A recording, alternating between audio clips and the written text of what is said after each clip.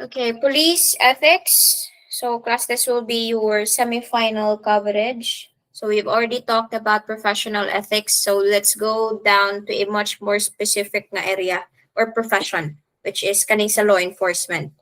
So police ethics, this is defined as a practical science that treats the principle of human morality and duty as applied to law enforcement. Okay, we already know what ethics is. It is our guiding principle in determining what is right and what is wrong. So this is very important sa profession, sa kanilang profession sa pagpamulis, because police officers are trained or dapat requirement gini sa ilaha na they are able to understand unsay sakto from unsay sayo. Okay?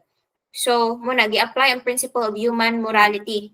So, as rational beings, they should be able to decide and follow what is always right. Mo man na ang sa kung moral ka nga tao. Okay? Sundo nimo, buhaton nimo kung unsay sakto gyud. Okay? So, this is applied to law enforcement again. So, who are the police? Ilan naman siguro mo, no? Kinsa ning mga police officers? Since kuan magid mo ni enroll magid mo BS Criminology. So police officers are public officials and they have extraordinary powers of arrest who performs direct police services of patrol, criminal investigation, and traffic control. Okay? What are the 11 canons of police ethics? So very first one is primordial police responsibility. So we always hear this kanang saying nga ilaha or the motto wherein to serve and protect mo ni ang sa taga PNP gyud. Okay? So in order to serve and protect, they have to prevent the occurrence of crime. How are they going to do that? So it can be through patrol, through implementation of laws. Okay? So muna siya the first canon of police ethics. Second is limitation of police authority, wherein the laws set limits to the power of the police. So it doesn't mean that you're a police officer, you have the authority nga maggara-gara ka diha while you are being deployed in the field. Okay? So one of the sad limits kaning ato ang gitawag nga maximum tolerance gid na, no? So if you receive some bashing or some kuan, dili nimo patulan. So mo na but also through like physical actions magani. Kung unsa lay sakto lang nga amount of force baron ay apply, especially during apprehension. So kana na-adjud siya limits sa power sa police. Okay, dili pasabot nga ikaw police officer na ka imong patuyangan lang imong kagalingon magdara-gara ka or mudako imong ulo. Okay? So police officers are not exempted from obeying the laws they are enforcing. As public figures, they should be the very first ones to follow these laws. Okay? As an example na pod, it will serve as an example to the public. Okay? Third is knowledge of the law and other responsibilities. So it is a great advantage for you as BS Crim students nga niskwela mo ani, you already know the basics or you already have the foundation unsa ni mga balaod, unsay mga pamaagi sa kaning mga different agencies. So, of course, police officers are expected to know and understand the laws they are enforcing. So, muna makasabot rin mo eventually if mo join mo labi na sa PNP. Nganong ka ng inyong mga CLJ instructors are very strict when it comes to your ACADS, no? Kay basin niya, hun-puhon, makasuda mo sa PNP and then mo serve mo as an expert witness. Yawa ka kibaw sa mga balaod nga gi-apply ana nga case. So magnangara ka dito. So di sa na pwede, no? Police officers must fully understand their duties and responsibilities as police officers before na sila i-disperse sa field or i-assign sa field. Sunod man gid sa training center. So from there, they are being molded, they are being trained para inigawas nila, ready na sila, kabaw na sila on silang buhaton. Okay? Setting the boundaries and the limits and performing all of their duties and responsibilities as sworn police officers. So police officers must know and fully understand the relationship of the PNP organization with other law enforcement agencies and other government agencies. So dili ni kabarog ang PNP nga siya. Pwede ni siya gyud makig-cooperate, makig-collaborate with other agencies. To name a few, natay sa PDEA, sa NBI, okay? So pwede rin sila makig-collaborate for effective nga and efficient nga implementation of the laws. Fourth is use of proper means to obtain proper ends. So police officers must only employ legal methods in the conduct of their work. One of the example for this, kanang during investigation, wherein they have to obtain evidences. So I think you've already heard this doctrine, kanang fruit of the poisonous tree doctrine, wherein this states nga ang kanang evidences that are obtained illegally will not be admissible in court as evidence. So kailangan ang inyong mga makuha nga mga ebidensya and inyo i-present sa korte are obtained in a legal method. So muna, you have to use search warrant and arrest warrants, okay? So of course, gihapon na exemptions, pero limited lang siya, okay? Fifth one is cooperation with public officials. So public officers must cooperate with other public officials and government agencies. You can observe this kanang na mga activities sa usa ka city. So some mayors will assign police officers nga mo bantay ani nga area. Like example for Sinulog, so kana sila mag-meeting magina for unsay mga area of assignment sa kanang mga police officers during such big events. Okay? Next, proper conduct of behavior. So, dili acceptable gid ni ang lawsi-lawsi no for PNP. So, police officers must always observe proper conduct and behavior both in their personal and official life. So, since you are already a man in uniform, dapat imo sang panindigan kung unsay imong panataan. Okay? Next is conduct towards the community. So we have community relations man gid gihapon when you go to this profession. So police officers must never forget that they are public servants. So dili nila as police officers dili ninyo sulugoon ang mga katawhan, but you are there in the field to serve the people. Next is conduct in arresting law violators. Police officers must always adhere to the prescribed rules when affecting arrest of suspects. So, usa sa pwede na to i-example ani is using the enough force in apprehension. Okay? So, kung ni action og takas ang inyong gi-apprehend, kung mogamit mo gani ka pusil, then dili sa ulo ilahos og kuan, dili sa ulo ilahos og patira. But your the usage of your firearm, gamiton nimo siya for immobilization or para dili na siya makatakas. So, unsa may kasagaran target ana para ma-immobilize ang tiil. Okay? Dili ang agtang or ang likod sa ulo. So, kana siya.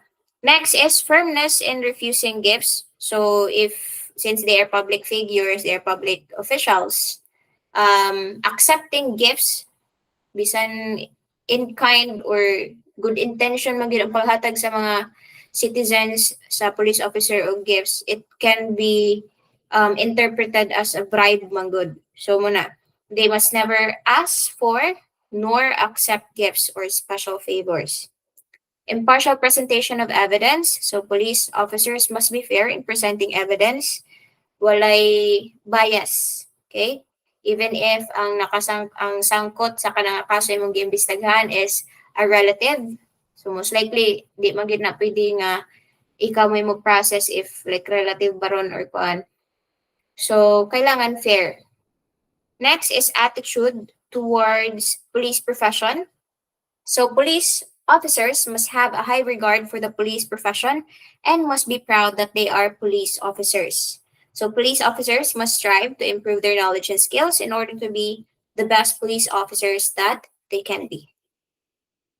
Next, we have PNP core values. So we have at least 6: the love of God, okay, respect for authority, selfless love and service to people, sanctity of marriage and respect for women, responsible dominion and stewardship over material things, and truthfulness. So, what are some laws that are related to police ethics? This was included in your activity previously. So, how does these laws explain or guide use is used as a guideline for the police profession? So, we have RA 3019, or the Anti-Graft and Corruption Practices Act. We also have Republic Act 7080, which is the Anti-Plunder Act. We have RA 9485, the Anti-Red Tape Act of 2007.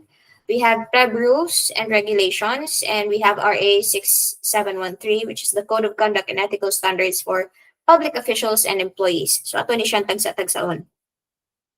So, first, we have RA 6713. So, this is the Code of Conduct and Ethical Standards for Public Officials and Employees. So, this is not solely for the police profession, but sa tanan nga public officials and employees.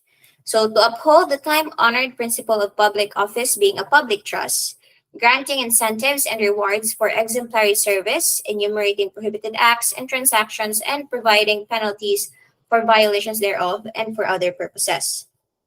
So sa may sulod aning 6713. Under Section 4 of this law, naka-state dito ang norms of conduct of public officials and employees.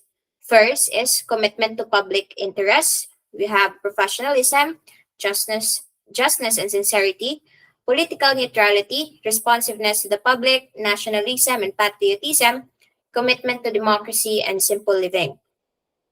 So, commitment to public interest. So, the public officials, included na ang mga police officers, and employees shall always uphold the public interest over and above personal interest. So since you are a public official, a public office is a public trust, ma'am ginailaha. So you have to prioritize as a public official, a public figure, you have to prioritize the interest of the public over your own or personal interest. So mas gipalabini mo kung unsay makaayo sa mga katawhan kaysa sa unsay imuhang mabenepisyo. Next, professionalism. Public officials and employees shall perform and discharge their duties with the highest degree of excellence, professionalism, intelligence, and skill. So, being put in that position as a public official, so kailangan nimo buhaton ang imuhang job or duty with the highest degree of excellence and also professional ka. Di kay pasabot nga mayor ka or unsa na imuhang posisyon sa office sa kanang city or kana nga lugar kay pwede na ka mag kanang kinabuang diha. Okay? So you are seen as a public figure, as an example to everyone. Okay? So muna siya. They shall enter public service with utmost devotion and dedication to duty, and they shall endeavor to discourage wrong perception of the roles as dispensers or peddlers of undue patronage. I don't know if this is exercised by everyone, especially public officials, politicians, no? So makita, I think we can see it in the news nga wala gid ni na sunod sa uban. Sayawan ra ta og budots, okay? So just some example. Okay? Third is justness and sincerity. Public officials and employees shall remain true to the people at all times. They must act with justness and sincerity and shall not discriminate against anyone, especially the poor and underprivileged. So it doesn't mean that you are a public official nga pwede na ka sana kanang mangyatak tao, especially those mga walay kaya, mga underprivileged. So they shall at all times respect the rights of others and shall refrain from doing acts contrary to law, good morals, good customs, public policy, public order, public safety, and public interest. So they shall not dispense or extend undue favors on account of their office to their relatives, whether by consanguinity or affinity, except with respect to appointments of such relatives to positions considered strictly confidential or as members of their personal staff whose terms are coterminous with theirs. Pero wala gini siya na follow. Kay naman tayo gitawag og kani mga dynasties. Kung kani siya manilingkod nga mayor, ang mosunod nga malingkod kay iya hara gihapon nga kaliwat. Okay? So ang gipasabot diri kani sa fourth nga tab under justice and sincerity, pwede man sila mag muhatag og position to any of the relatives as long as it is coterminous, may dungan sa iyahang termino. Di kay murag gisaaran nga ini common siyang termino siya nasad lain nasad may mapuli pero same relative gyapon niya. Okay? So next, we have political neutrality. Public officials and employees shall provide service to everyone without unfair discrimination and regardless of party affiliation or preference. Pero wasa di siya masunod. Okay? So, some, especially kaning like sa barangay, for example lang, nga if ever mapulihan ang barangay captain, taktakon ang uban labi na ning like sa tanod baron, taktakon kay kani dili siya marag kontrapartido siya. So kana it's very common sa tua, not just sa barangay level but also kaning sa city level. Next is responsiveness to the public. Public officials and employees shall extend prompt, courteous, and adequate service to the public. Unless otherwise provided by law or when required by the public interest, public officials and employees shall provide information to their policies and procedures in clear and understandable language. Ensure openness of information, public consultations and hearings whenever appropriate. Encourage suggestions, simplify and systematize policy, rules, and procedures, avoid red tape, and develop an understanding and appreciation of the socioeconomic conditions prevailing in the country, especially in the depressed rural and urban areas. So for this one, responsiveness to the public, meaning you are very transparent, practicing transparency to the public. So kung unsa may mga activities, mga programs, projects, everything, especially if it is using public taxes or the tax from the workers or employees. So, transparent. Okay? So, kana siya ang sa responsiveness of the to the public. Next is nationalism and patriotism. Public officials and employees shall at all times be loyal to the Republic and to the Filipino people, promote the use of locally produced goods, resources, and technology, and encourage appreciation and pride of country and people. They shall endeavor to maintain and defend Philippine sovereignty against foreign intrusion. So basically, nationalism and patriotism, mahalin ang sariling atin. So mo dapat na ilahang i-practice. Okay? Tangkilikin unsay mga local goods, sa mga specialties anang kana nga mga areas. So kana. Next, commitment to democracy. Public officials and employees shall commit themselves to the democratic way of life and values, maintain the principle of public accountability, and manifest by deeds the supremacy of civilian authority over the military. They shall at all times uphold the Constitution and put loyalty to country above loyalty to persons or party. Okay? So, this can be associated with patriotism and nationalism nga ang imuhang interest, it serves best the community, not the party nga imuhang gisuportaan kung ikaw pro-president ka or antay ka sa president. So, dili na siya mo matter imuhang gikuan. Dapat imuhang tumong as a public official is para sa kaayuhan sa katawhan. Simple living. Public officials and employees and their families shall lead modest lives appropriate to their positions and income. They shall not indulge in extravagant or ostentatious display of wealth in any form, which is violated as what we can see in the news. So, very hot ang issue karon with the flood control projects by the DPWH sa mga diskaya. Okay? Kato ilaha dito modest nga living, extravagant gito siya kay daghan kayo collection of cars, luxury cars. Next, the legal basis for police ethics. We have under Republic Act 6975, Section 37, we have performance evaluation system. So there shall be established a performance evaluation system. This is under the PNP na ha. 6975 is the law that created the Tri-Bureau. Okay?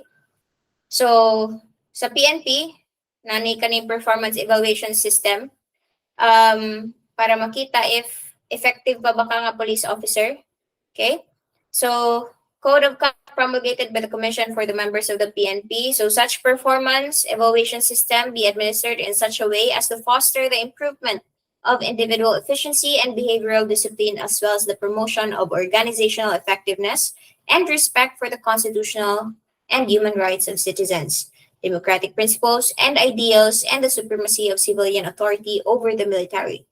So the rating system as contemplated therein shall be based on standards prescribed by the Commission and shall consider results of annual physical, psychological, and neuropsychiatric examinations conducted on the PNP officer or member concerned. So, even if, sa pag-process, pag-apply ninyo, padung sa, ganang mo join sa PNP nga organization. So, moagi mo, na ay physical exam, na psychological, na ay neuropsychiatric examinations. So, if you successfully have joined the PNP organization while you are in the service, nagihapon na siya. That is to check whether, if effective pa ba ka, na police officer, kay if ma-find out nga nanaday kay mga problems, you're dealing with problems, especially mental nga problems, na dili na naka mga anger management, di na kayo ka-distinguish between right and wrong, then subject for kuan na jud ka nga tanggalon na ka sa service kay dili naman ka effective. Next, NAPOLCOM Resolution 92-4. This resolution issued by the NAPOLCOM approving the draft of the Philippine National Police Code of Professional Conduct and Ethical Standards by the PNP. This was approved on March 12, 1992. So what is the purpose of this code? This is to foster individual efficiency, behavioral discipline, and organizational effectiveness, as well as respect for constitutional and human rights of citizens, democratic principles and ideals, and the supremacy of civilian authority over the military. This is also to set the moral tone and norms of professional conduct in the police service, to provide moral and ethical guidance to all PNP members, and to enlighten members of the police service of what behavior is really acceptable, to define what is permitted and what is prohibited. So aside from the code of conduct for public officials and employees, na-create sad ni ang kaning sa NAPOLCOM resolution, kaning PNP Code of Conduct and Ethical Standards, which is strictly for the officers sa PNP. Okay? Next, we have Section 3, Chapter 2, PNP Ethical Doctrine Manual. So what are the 8 PNP basic issues? So we have the PNP image, career management, police management leadership, equality in the service, delicadeza, police lifestyle, political patronage, and setting example. So ato ning tagsa-tagsaon. First is PNP image. So unsa may perception sa public sa imuha. Okay? Or sa inyo as an organization, a PNP organization. So the image of any organization affects the spirit, decor, moral, and welfare of members and sense of pride to the organization. In view thereof, all members of the PNP conduct themselves in a manner that would not place the PNP in bad light. So muna, kasagaran, if na-issue ang PNP, even just one member ang nasangkot sa kanilang mga bati nga mga activities, okay? Mubati na gidayon ang tanaw sa entire organization. That is why it is very important for police officers to protect their image. Okay? Since they are seen by the public, so kung unsa magani ilang mga pambuhaton, dali ra kayo na sila ma-criticize, especially if bati siya nga mga practices ilang gi pambuhat. Second is career management. So this is the key to professionalism. Its improper implementation will greatly prejudice the personnel professionalization process as regards procurement, promotion, assignment, placement, training, awards, and retirement. So, as you go along your career as a police officer, so nasa niche nila yung mga pamaagi, lahi-lahi nga pamaagi with regards to the procurement of the materials, the promotion system, unsa may tenuity ba or ilaha bang eligibilities, the assignment asa sila nga area ipanglabay, placement of the officers, their trainings, and awards, of course, recognitions, and their retirement. So kaning sa retirement, let's say for example, at the age of 56, that is considered as compulsory retirement na ni siya, ang age 56. I don't know if it was changed recently, but the last information that I was able to remember is 56 is compulsory retirement. And then voluntary or optional nga retirement is if 20 years naka sa service. Okay? So next, police management leadership. The effectiveness of law enforcement is reflective of the managerial capabilities and competent leadership of the men and women who run the PNP organization. It is therefore a must that these attributes be the primary basis for consideration in the selection of personnel for employment and deployment purpose. So, dili lang kay usa ra ka buok. Though the PNP organization is divided into different stations, nasa na siya mga platoons, nasa mga different groups. Okay? So, dili lang kay usa ka tawo ang gitrain nga mumando ana nila nga mga certain nga groups, but all of them are equipped while they are in training. They are given education for them to be equipped with a leadership nga skill. So para magkinaunsa man gani, they can still lead their teammates or their groups. Okay?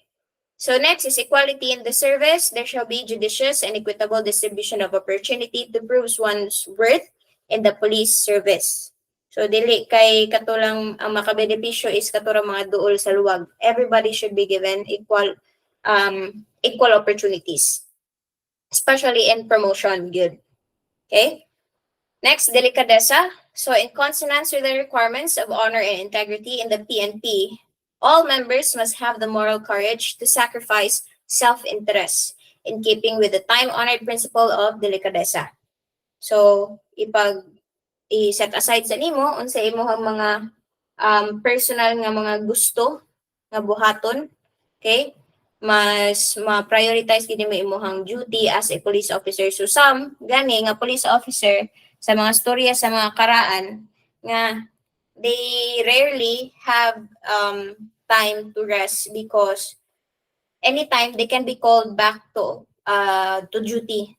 Okay? So bisan day off nila baro nakaset nila nga day off ana a day, pwede sila i-contact kay kanina baro emergency or may kailangan buhaton. So they have to go back to the office and mo duty sila dapat balik. Okay?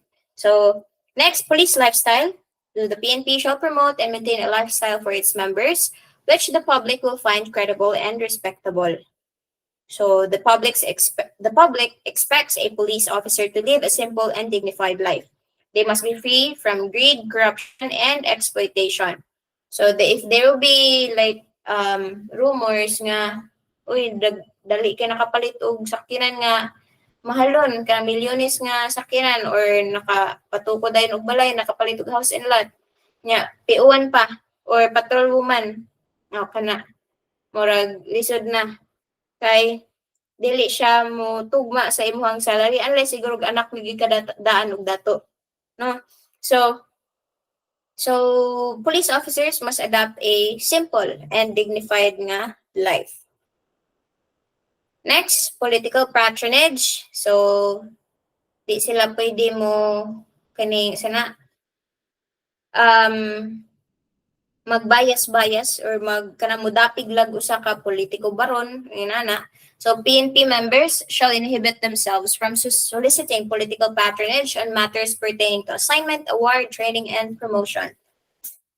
Pero nagiuban ani gyud nga kaning duol sa like say sa mayor ilang assignment affected gyud kay Sabi they can gain favor from the mayors. So, imbis na malabay siya layo ang assignment, ari na nun siya sa duol. Which is, maka-benefit gid siya. Okay? Next, setting example. All PNP members show set good example to their subordinates and follow good example from the superiors. So, if the patrolman or patrolwoman nga under sa much higher nga rank are following their example, so ang community side will follow the example of the patrolman or patrolwoman who are assigned in the field. So kung makita sila nga, nindot kini yung kaning sa PNP. So some of them may be encouraged to join the force. So some of them may be encouraged to help in the investigations. Okay? So wala siya. So next, Section 2, Chapter 3 of PNP Ethical Doctrine Manual.